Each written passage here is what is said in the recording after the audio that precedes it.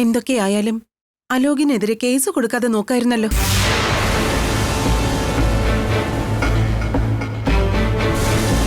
അങ്കിളെ, അലോക് എന്റെ സഹോദരനാ. ഇപ്രാവശ്യത്തേക്ക് അവനോടൊന്ന് ക്ഷമിക്കണമെന്ന് പറയായിരുന്നല്ലോ. അപ്പൊ അവളും ദേവമംഗലത്തെ കക്ഷിയായിട്ട് നിന്നു. അതുകൊണ്ട് ഞാൻ അപ്പോഴത്തെ ദേഷ്യത്തിന് എന്തൊക്കെയോ പറഞ്ഞു. അത് വേണ്ടായിരുന്നു ഏട്ടത്തി. മിത്ര ഒരു പാവാ. എന്തു പാവാണെന്ന് രാജശ്രീ ചോദിച്ച കറക്റ്റ് അല്ലേ? കേസ് കൊടുക്കുന്ന കാര്യത്തിൽ അവൾക്ക് തടസ്സം നിൽക്കായിരുന്നല്ലോ.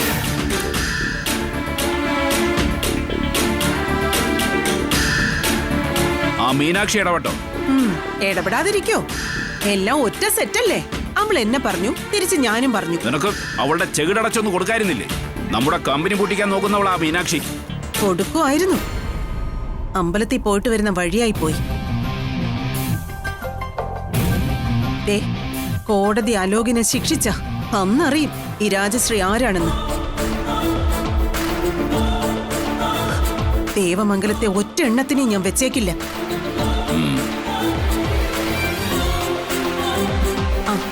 അനന്തേട്ടാ, മിത്ര ഇങ്ങോട്ട് വിളിച്ചോണ്ട് വരുന്നതിനെ പറ്റി അനന്തേട്ടൻ ആലോചിക്കണം. എന്തായാലും വിചാരണയൊക്കെ അടുത്തിരിക്കുന്ന സമയത്ത് ഇങ്ങനൊരു ബഹളവും വഴക്കവും ഒന്നും വേണ്ടായിരുന്നു. അതും ഈശ്വര സന്നിധി പോയി വരുന്ന വഴിക്ക്. പിന്നെ മിത്ര ദേവമംഗലത്താണെങ്കിലും നന്ദിതയുടെ മോള. സ്വന്തം മോളെ ആരെങ്കിലും ആക്ഷേപിക്കുന്നതോ വഴക്കു പറയുന്നതോ കേട്ടാ അമ്മമാർക്ക് വിഷമം വരും.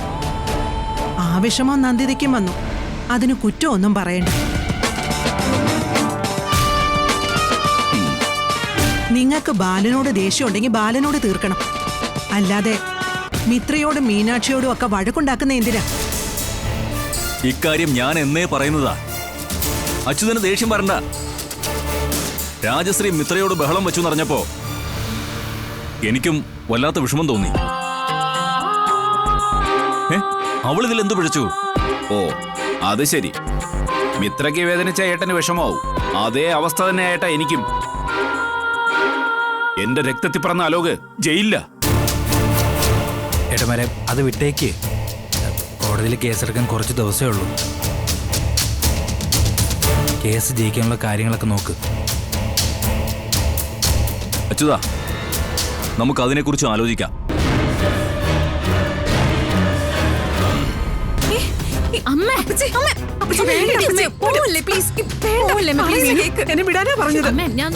അങ്ങോട്ട് പോകണം. രാജശ്രീയോട് എനിക്ക് ചോദിക്കണം.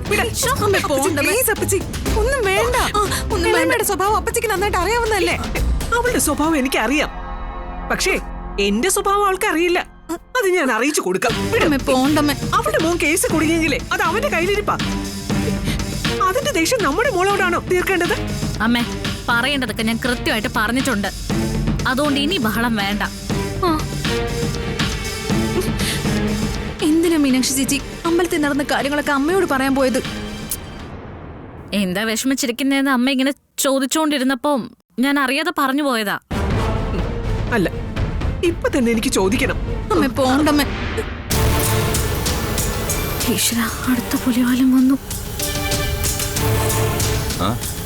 എന്താമ്മേ, ഭയങ്കര ബഹളം പോലെ കേട്ടല്ലോ. ഒന്നുമില്ല ആര്യ, ഞങ്ങള് വെറുതെ കഥകളൊക്കെ പറഞ്ഞു. ആര്യ, ആ രാജശ്രീയുടെ അഹങ്കാരം ഇന്ന് തന്നെ തീർക്കണം. എന്താ കാര്യം അത് പറ. ഒന്നുമില്ല. ഇവരിന്ന് അമ്പലത്തിൽ നിന്ന്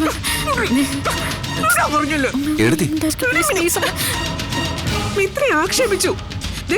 നമ്മളെ കുറിച്ചൊക്കെ മോശമായിട്ട് സംസാരിച്ചു. നീ തടയേണ്ട മീനു, ഞാൻ ചോദിച്ചോളാം. നിങ്ങൾ ആരും വരണ്ട. എല്ലാം എനിക്ക് വിട്ടേക്ക്. ഏട്ടാ, ഞാൻ പറയുന്ന ഒരു നിമിഷം ഒന്ന് കേക്ക്. എന്നോട് ഇഷ്ടമുണ്ടെങ്കിൽ ഇതിനൊക്കെ മറുപടി പറയാൻ എനിക്കൊരു അവസരം താ. അലോകിന്റെ കേസ് ഉടനെ തന്നെ കോടതിയിൽ വരും. കൃഷ്ണമംഗലത്തുകാരൻ നമ്മളോട് കാണിച്ചതിന്റെയൊക്കെ വാശി എന്റെ ഉള്ളിൽ ഉണ്ടായ എനിക്ക് കോടതിയിൽ മൊഴി കൊടുക്കാൻ ധൈര്യം കിട്ടും. എന്റെ പേടിയും മാറും. അതുകൊണ്ട് രാജശ്രീ ആന്റി പറഞ്ഞതിനൊക്കെ ഞാൻ കോടതിയിൽ കൊടുത്തോളാം. അതല്ലേ നല്ലത്?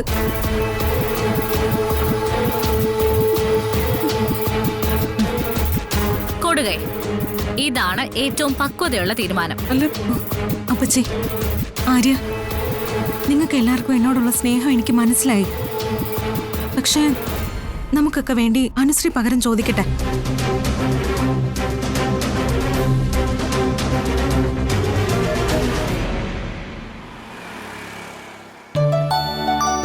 എത്രയായി? മോളെ 200 രൂപ. 200. മോളെ ബാലൻ എവിടെ പോയി? ആ, ബാലച്ചൻ ബാങ്കിൽ പോയി തരാമേട്ടാ, ഇപ്പൊ വരും. ആ മോളെ ആകാശേ രാമേട്ടാ. എന്താ മോളെ വെയിൽ കൊണ്ട് ആകെ കരിവാളിച്ചല്ലോ. അധ്വാനിച്ച് ജീവിക്കുന്നവരുടെ നിറമൊക്കെ കുറച്ച് മാറുവച്ചാ.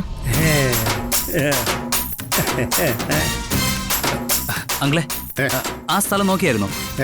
സ്ഥലോ? ഏത് സ്ഥലം? അല്ല, അങ്കിള് 2 ദിവസം മുമ്പ് വന്നപ്പോഴേ ഇവിടെ അടുത്തൊരു സ്ഥലം നോക്കുന്ന കാര്യം പറഞ്ഞില്ലേ, ആ സ്ഥലം കണ്ടായിരുന്നോ എന്ന് ചോദിച്ചേ. ആ സ്ഥലമോ? ആ, അത് കണ്ടു മോനെ. പക്ഷേ എനിക്കത് അങ്ങോട്ട് അത്ര ഇഷ്ടപ്പെട്ടില്ല. അങ്കിള് എങ്ങനത്തെ സ്ഥലമാണ് നോക്കുന്നേ?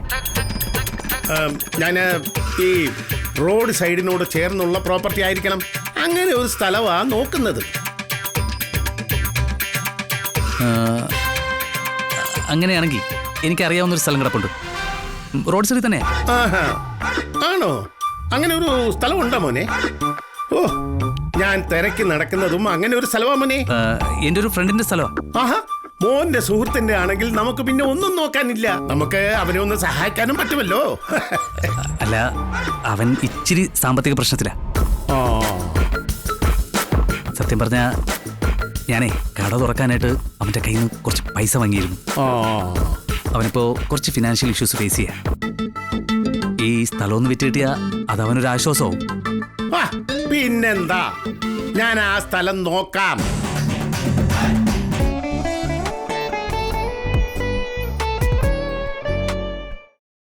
ഞാനേ കട തുറക്കാനായിട്ട് അവന്റെ കയ്യിൽ നിന്ന് കുറച്ച് പൈസ വാങ്ങിയിരുന്നു. അവനിപ്പോ കുറച്ച് ഫിനാൻഷ്യൽ ഇഷ്യൂസ് ഫേസ് ചെയ്യാം.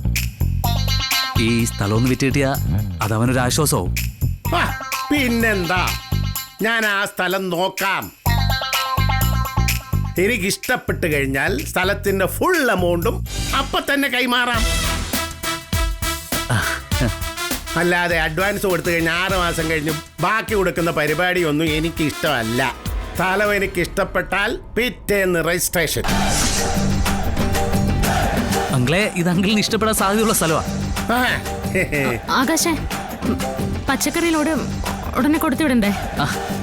അത് കുഴപ്പമില്ല എടതി, ഞാൻ അങ്കിളിന്റെ കൂടെ പോയി സ്ഥലം കാണിച്ചു കൊടുത്തിട്ട് വരാം. പച്ചക്കറിയിലോട് അത് കഴിഞ്ഞുകൊണ്ട് കൊടുത്താൽ മതിയല്ലോ. അല്ല, അത് മതി. പോരാ ആകാശേ, ബാലച്ചൻ പറഞ്ഞ സമയത്ത് തന്നെ പച്ചക്കറിയിലോട് അങ്ങ് എത്തണം. അല്ലെങ്കിൽ നമുക്ക് 2 പേർക്കും ബാലച്ചന്റെ വായിരിക്കുന്ന ചുമ കേക്കുവേ പറഞ്ഞേക്കാം. ആകാശേ, ആദ്യം ലോഡ് കൊണ്ട് കൊടുത്തിട്ട് വന്നേ. അച്ഛൻ ഇനിയും വരുമല്ലോ, സ്ഥലം കാണാനൊക്കെ അപ്പ പോവാം. എന്താ അച്ഛാ, പോരെ?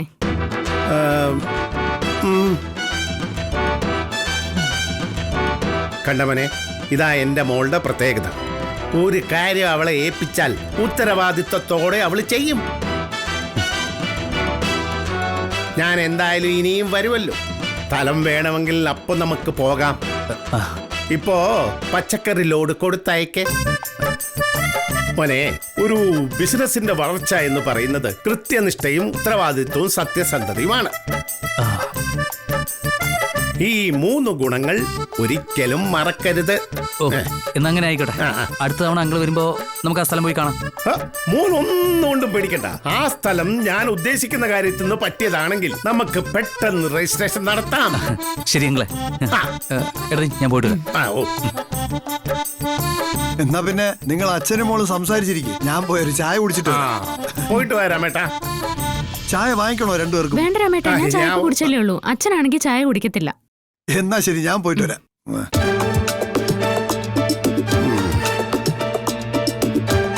എന്താ അച്ഛന്റെ ഉദ്ദേശം? ഏത് സ്ഥലം? എവിടത്തെ സ്ഥലം? അച്ഛൻ ഏത് സ്ഥലം നോക്കാൻ വേണ്ടിട്ടാ വന്നു? അച്ഛൻ, ഞാൻ ഒരു കാര്യം പറഞ്ഞേക്കാം. ആകാശേ ഒരു പാവോ. പാവം എന്റെ അനിയനെ പറ്റിക്കാൻ നോക്കിയുണ്ടല്ലോ. അയ്യോ മോളെ, നീ എന്തൊക്കെയാടി ഈ പറയുന്നേ? അവൻ നിന്റെ അനിയനാന്ന് എനിക്കറിയില്ലേ. അച്ഛൻ അവനെ പറ്റിക്കുവോ? സ്വന്തം മോളെ പറ്റിക്കാൻ പോലും അച്ഛന് യാതൊരു കുറ്റബോധവും ഇല്ല. പിന്നല്ലേ ആകാശ്. ഈ സ്ഥലം കാണിക്കലും മണ്ണാങ്കട്ടിയൊക്കെ നിർത്തിക്കോണം. അവന്റെ കയ്യിലുള്ള പൈസ അടിച്ചു മാറ്റാനുള്ള പരിപാടിയാന്ന് എനിക്ക് നന്നായിട്ട് മനസ്സിലായേ. അച്ഛൻ ഈ കള്ളത്തരണ്ടല്ലോ, അതങ്ങ് നിർത്തിക്കോണം. ഞാൻ പറഞ്ഞേക്കാം. ഞാൻ എന്തു പറഞ്ഞാലും നീ വിശ്വസിക്കത്തില്ലല്ലോ മോളെ. അതാ എന്റെ സങ്കടം. ആ സ്ഥലം നല്ലതാണെങ്കിൽ വേറെ ആരെങ്കിലും കൊണ്ട് വാങ്ങിപ്പിച്ച് ആകാശന് ഒരു സഹായം ചെയ്യാന്ന് മാത്രമേ ഞാൻ ഉദ്ദേശിച്ചുള്ളൂ. അയ്യോ, അല്ല പിന്നെ കച്ചവടം നടക്കുകയാണെങ്കിൽ അച്ഛനും എന്തെങ്കിലും ഒരു കമ്മീഷൻ കിട്ടുമല്ലോ. അല്ലാതെ നിന്റെ അനിയനെ പറ്റിക്കാനോ ചതിക്കാനോ ഒന്നും അച്ഛൻ നോക്കിയിട്ടില്ല മോളെ. ആ ദേ, അച്ഛനിപ്പോ പഴയ ഉദയഭാനൊന്നും അല്ല.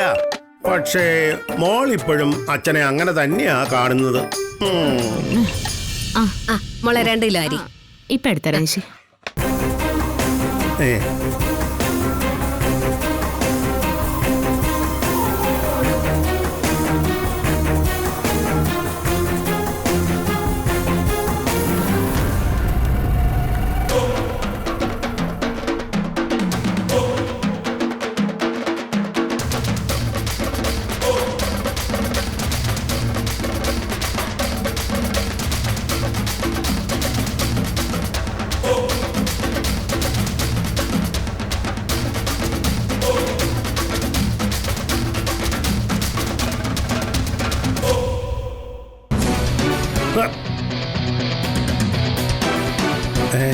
എന്താ മോളെ?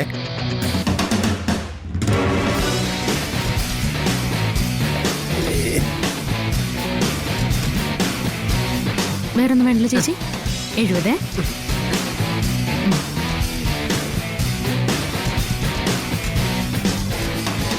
വേറെന്തുണ്ട് വിശേഷം ചേച്ചി? കുറെ നാളായല്ലോ കണ്ടിട്ട്.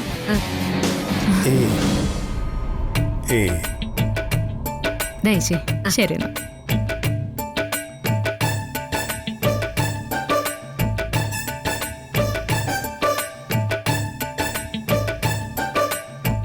എന്താ മോളെ നീ ഇങ്ങനെ നോക്കുന്നേ?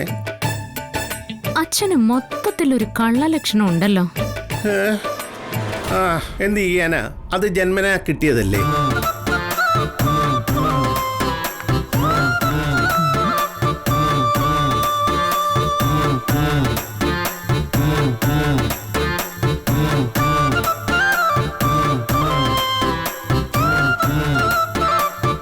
എന്തോ ഒരു പന്തികേടുണ്ടല്ലോ.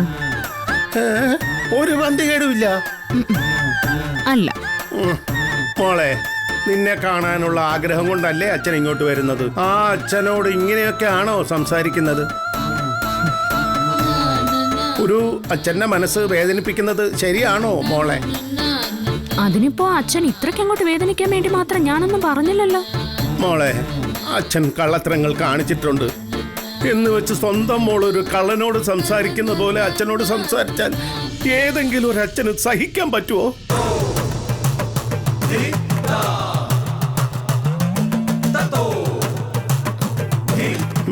ഇനി ഇവിടെ നിന്നാല് ഇവളെന്നെ കൈയോടെ പിടിക്കും. പണിപ്പാളും. എസ്കേപ്പ് ആകുന്നതാ നല്ലത്.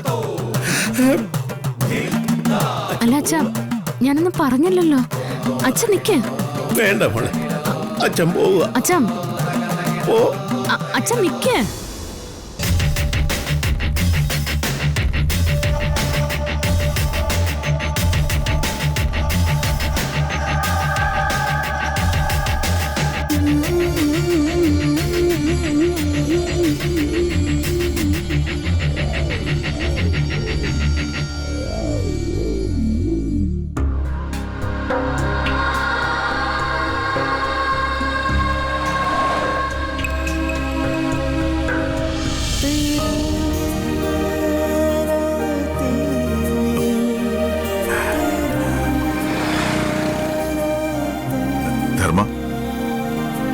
ധർമ്മ, ഈ ബാലൻ ഇത്ര വേഗം നിനക്ക് അന്യനായി പോയടാ.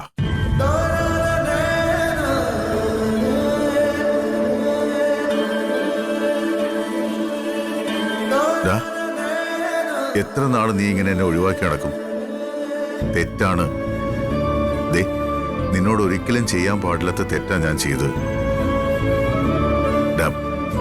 ഇപ്പോഴത്തെ ദേഷ്യത്തിന് അങ്ങനെ പറ്റിപ്പോയടാ. എന്നോട് നിനക്ക് ക്ഷമിച്ചൂടെ ധർമ്മ? ഞാൻ നിന്റെ കാല് പിടിച്ച് മാപ്പ് പറയണോ? അത് വേണോ? അത് ഞാൻ ചെയ്യാം. ആരും എന്റെ കാലൊന്നും പിടിക്കണ്ട. ധർമ്മ മോനെ, നീ തിരിച്ചു വാടാ. നീ ഇല്ലാതെ ദേവമംഗലത്ത് ഒരു സന്തോഷവും. ഓരോ ദിവസവും നീ ഇല്ലാത്ത കുറവ് ഞങ്ങൾ അറിഞ്ഞുകൊണ്ടിരിക്കുക. ധർമ്മ, കടയിലൊരാളുടെ കുറവ് എനിക്ക് നികത്താം, വേറൊരാളെ ജോലിക്ക് നിർത്തിയാൽ മതി. പക്ഷേ എന്റെ നെഞ്ചിന്ന് ഇറങ്ങിപ്പോയ ഒരാളുടെ കുറവ് ഞാൻ എങ്ങനെ നികത്തൂടാ? ശരി, ഞാൻ ദേവമംഗലത്തേക്ക് തിരിച്ചു വരണം.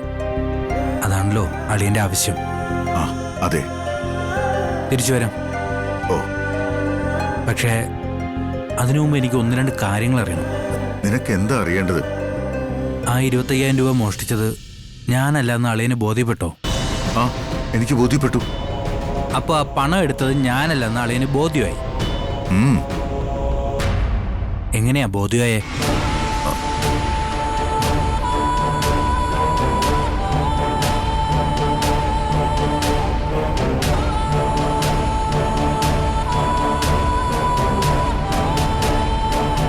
ചോദിച്ചത് കേട്ടില്ലേ? പണം എടുത്തത് ഞാനല്ല എന്ന് അളിയന് എങ്ങനെയാ ബോധ്യപ്പെട്ടത്? തെളിവ് കിട്ടിയോ? ഇല്ല, തെളിവൊന്നും കിട്ടിയില്ല. പിന്നെ എനിക്കറിയാം നീ അത് ചെയ്തിട്ടില്ലെന്ന്. ഇപ്പൊ അറിയാം അല്ലേ? അന്നെന്താ ഈ അറിവില്ലായിരുന്നത്? 5-ാമത്തെ വയസ്സിലാ എൻ്റെ ചേച്ചിയുടെ കൈയും പിടിച്ച് ഞാൻ നിങ്ങളുടെ കൂടെ ഇറങ്ങി വരുന്നത്.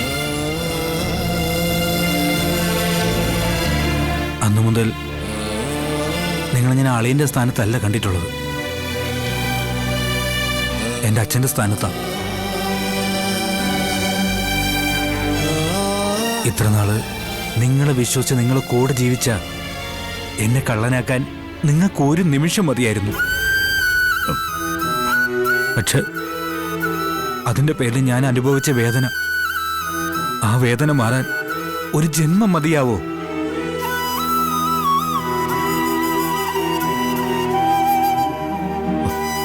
എടാ, എനിക്കൊരു തെറ്റ് പറ്റി. തെറ്റ് ആർക്കും പറ്റും. പക്ഷെ അളിയനൊരു കാര്യം മനസ്സിലാക്കണം.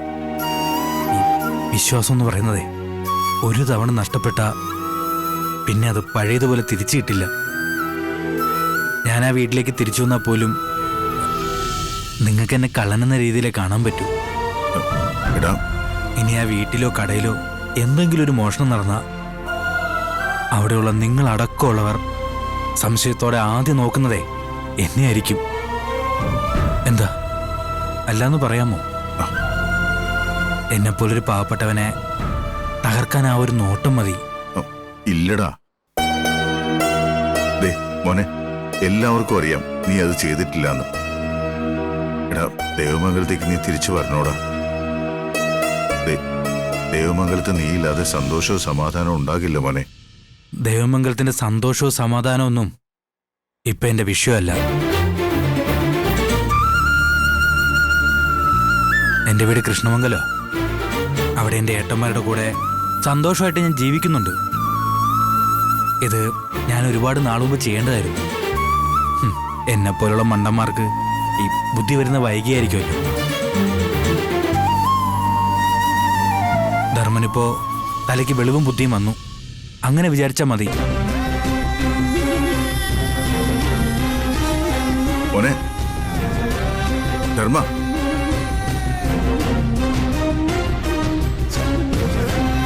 മോനെ. പക്ഷെ ഒരു കാര്യം എന്റെ വിഷയമാണ്. ആ പണം എടുത്ത് ആരാണെന്ന് കണ്ടെത്തണം. എന്നെ സംശയിച്ചവർക്ക് വേണ്ടിയിട്ടല്ല, എന്റെ മനസ്സിന്റെ സമാധാനത്തിന് വേണ്ടി.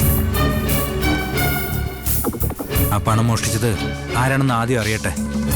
അതിനുശേഷം ദേവമംഗലത്തേക്ക് തിരിച്ചു വരുന്ന കാര്യം ആലോചിക്കാം.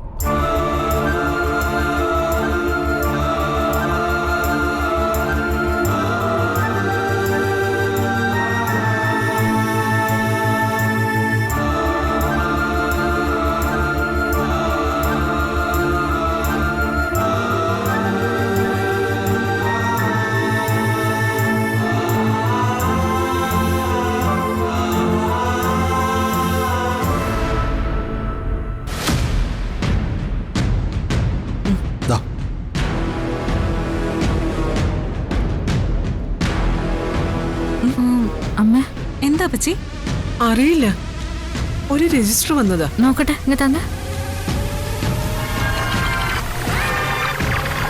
കോടതിയിൽ നിന്നാണല്ലോ. അയ്യോ, കോടതിന്നോ? അതെ അമ്മ. എന്റെ ഗുരുവായൂരപ്പ. മീനു, നീ അതൊന്ന് പൊട്ടിച്ചു നോക്ക്.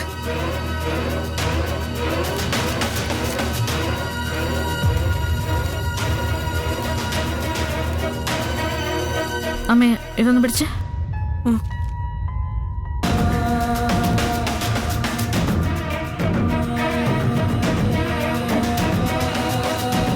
എന്താ മീനു? അമ്മ, കേസിന്റെ വിചാരണയ്ക്കായിട്ട് അനുശ്രീ കോടതിയിൽ ഹാജരാവണം. അയ്യോ, അപ്പച്ചി, അനുവിനെയും കൂടെ പേടിപ്പിക്കല്ലേ. പോലീസും കോടതി എന്നൊക്കെ കേട്ട തന്നെ എന്റെ കൈയും കാലും വിറച്ചു തുടങ്ങും. എന്റെ അമ്മ, നമ്മളെ തെറ്റൊന്നും ചെയ്തില്ലല്ലോ, അപ്പൊ പിന്നെ എന്തിനാ പേടിക്കുന്നേ? അതൊക്കെ ശരിയാ, എന്നാലും കോടതി എന്നൊക്കെ കേൾക്കുമ്പോ. അപ്പച്ചി, ഇതൊരു സാധാരണ പ്രൊസീജിയറാ. നമ്മളൊരു കേസ് കൊടുത്ത കോടതി രണ്ട് ഭാഗത്തിന്റെയും വാദം കേൾക്കണം. അതിനു വേണ്ടി വിളിപ്പിക്കുന്നതാ, അല്ലാതെ വേറൊന്നുമില്ല. അല്ല, വക്കീലന്മാര് മോളെ ചോദ്യം ചെയ്യില്ലേ? അതിനെന്താ, നമ്മുടെ ഭാഗം പറയാൻ നമ്മുടെ വക്കീലുണ്ടല്ലോ. അമ്മ അതൊന്നും ആലോചിച്ച് ടെൻഷൻ അടിക്കണ്ട. ശ്ശോ, അനു, നിനക്ക് പേടിയുണ്ടോ? ചെറിയ പേടിയുണ്ട്. ഞാൻ ആദ്യമായിട്ടല്ലേ കോടതിയിൽ, ഇതിനു മുൻപ് ഞാൻ കേറിയിട്ടില്ലല്ലോ.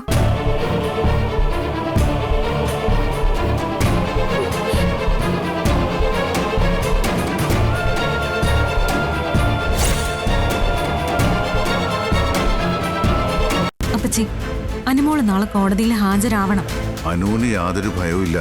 ഭയം മുഴുവൻ ഇയാൾക്കാ. നാളെ അലോകിനെ എങ്ങനെയെങ്കിലും പുറത്തിറക്കണം.